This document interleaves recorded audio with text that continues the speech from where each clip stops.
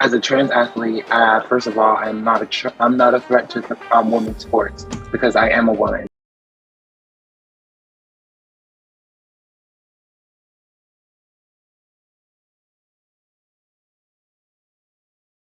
What's up guys, Derek, moreplates.com. Today we're going to be reacting to this Bleacher report video that basically talks about trans athletes again. So obviously, with my most recent videos talking about the structural advantages of going through puberty as a male, going through adulthood and getting full brain development with full androgen exposure, androgenic signaling to your bones, to your muscle accrual, to everything that develops your fucking organ systems, everything that develops as a male, and then switching into not like competing against men, but rather competing against females as a trans athlete. What kind of advantages does that yield, if any? As you would expect, my previous opinions, if you've seen my other videos, you already know how I feel about it, and you probably share similar sentiments on this channel, because just from a biological aspect as well as from a performance standpoint, it's pretty fucking obvious what is actually going on. Yes, you're not going to retain all of your advantages that you had as a male with top tier testosterone levels and whatnot, but when you are only limited to reducing your test down to 250 nanogram per deciliter range, competing against women who have, literally fucking like 40, and disproportionately higher free potentially, as well as less sex hormone binding globulin production. You have thicker bones, bigger lungs, more oxygen carrying capacity, higher hematology profile from higher androgen levels, all that kind of shit. You don't have periods, you don't bleed out and lose oxygen carrying capacity on a regular basis. Like, there are so many things to get into in the weeds in this thing, but this video in particular is another, side tangent of the discussion, and it got a lot of feedback in the comment section, so we're going to be reacting to it. Trans athletes and allies are fighting a surge of proposed anti-transgender legislation across the U.S. Many of these bills have aimed to ban trans athletes from competing on teams that affirm their gender identities. Trans girls and trans women are the main targets of these bills, with backers believing they have an unfair advantage over cisgender competitors. But trans rights advocates say it's not about wins and losses. Lindsay Heacox's dream of running cross-country for Boise State was put on hold when Idaho passed House Bill 500 in the spring of 2020. Billie Jean King, Candace Parker, Megan Rapinoe, and almost 200 other athletes signed an amicus brief speaking out against the law, which has since been suspended. This isn't the first time the sports world has pushed back against anti-trans legislation. In 2016, the NBA and NCAA pulled major events out of North Carolina in response to a bill prohibiting trans people from using public restrooms that match their identity. This contributed to the law's partial repeal in 2017. But athletes like CeCe Telfer, the first out trans woman to win an NCAA title, want to see the organization take a firmer stance on current legislation. As a trans athlete, first of all, I'm not a threat to women's sports because I am a woman. The NCAA has since stated host sites must be free of discrimination. Trans students will also now be protected under Title IX. The surge of legislation is unprecedented, but discrimination against trans, non-binary, and intersex people is not new. Pride Month historically celebrates and honors LGBTQ+ communities, but activism against anti-trans legislation reminds us of where Pride began, in struggle and for visibility, power, solidarity, and equality. Trans athletes. All right, let's see what the comment section is. I am not a threat to women's sports because I am a woman. We look at the fight trans athletes, blah, blah, blah. CeCe Telfer, who's spoken out against the bills, was recently ruled ineligible to compete at the Olympic trials under a separate policy that also limits trans participation in sports. So yeah, it seems like there is it kind of differs depending on, the event, the governing body in question, etc. Because obviously recently we did see an Olympic athlete, a trans athlete who is allowed to compete in the Olympics against biological females and totally within their rule set, as long as she maintains a testosterone level under what was it, 10 nanomoles per liter, which equates to, I believe it was like 282 nanograms per deciliter or something. Which obviously, if you actually know what total T levels are like, free T levels, SHBG, etc., pretty, ridiculously lenient. And as far as I know, there was some comments about how that athlete in particular, I believe actually did have their gonads removed, to the point where obviously, natural testosterone production is not really, part of the equation anymore at that point. However, a lot of people do not realize the retained advantages from a structural aspect that you maintain after going through your full puberty as well as adulthood, literally into your 30s, with peaked androgen levels. Just because you are not producing testosterone, it's not like your bones literally debilitate to that of, a fucking 35-year-old female. You don't literally just become that overnight, nor do you lose limb length, nor do you necessarily lose the lung capacity, nor do you necessarily lose the ability to generate like literal red blood cells and whatnot. Like obviously it's going to differ depending on your androgen index and whatnot, but in general, like again, you're not bleeding out on a regular basis where you are somebody who may otherwise end up with a loss of oxygen carrying capacity simply by being a biological female. Like there's a lot of different aspects of this that often go overlooked. Like even a good point brought up on the last video too, hand size. If you're a weightlifter, being able to grip the bar in a certain way,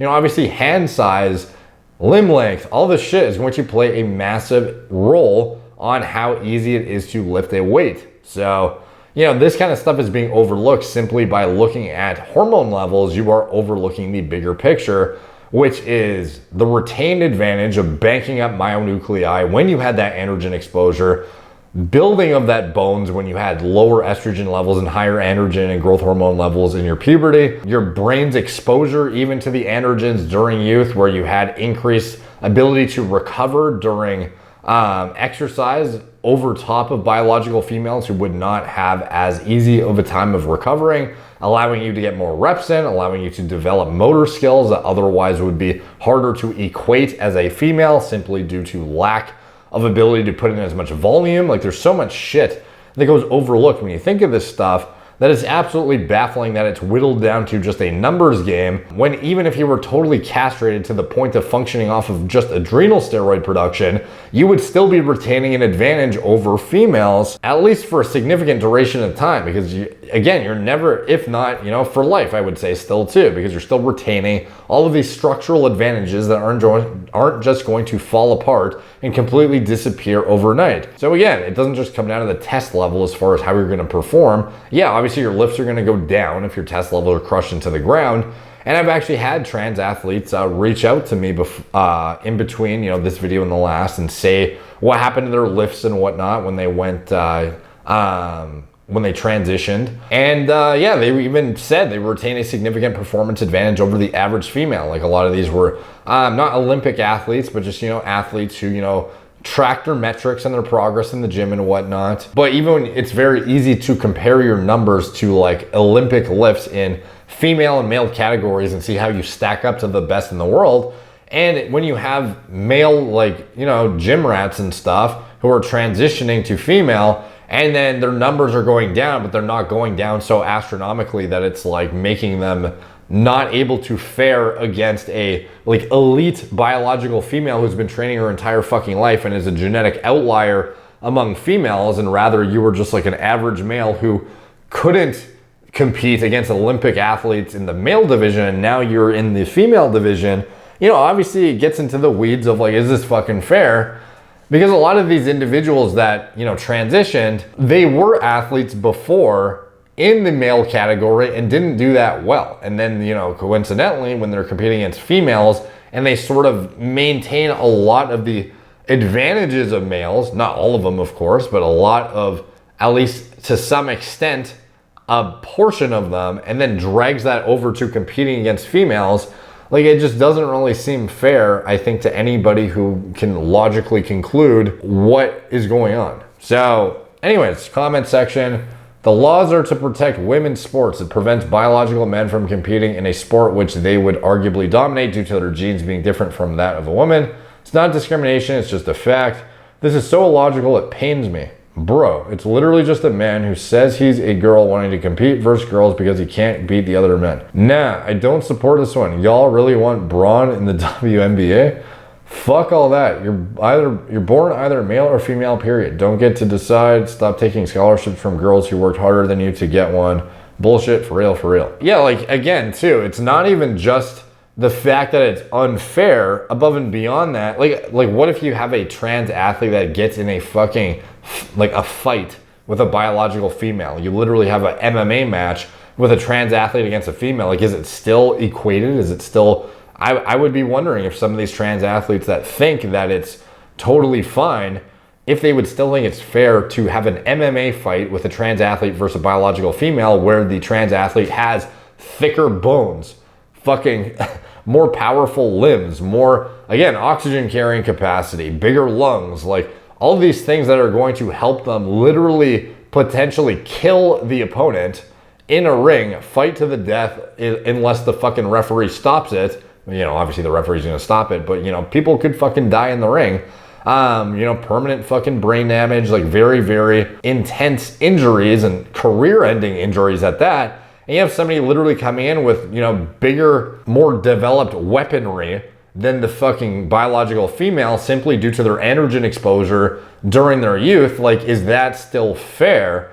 You know, I feel like at that point it becomes a little more obvious that, you know, there's probably an argument to be had that this is not exactly about, you know, just trans rights at that point. But yeah, like, again, just from a simple logical aspect, no one really minds like trans rights. All that stuff is like, it's great that they're, you know, it's being more widely accepted in the communities and whatnot, and people are not causing as much grief to trans individuals and whatnot. And like, obviously they deal with their hardships and it's not a easy thing to deal with, I'm sure.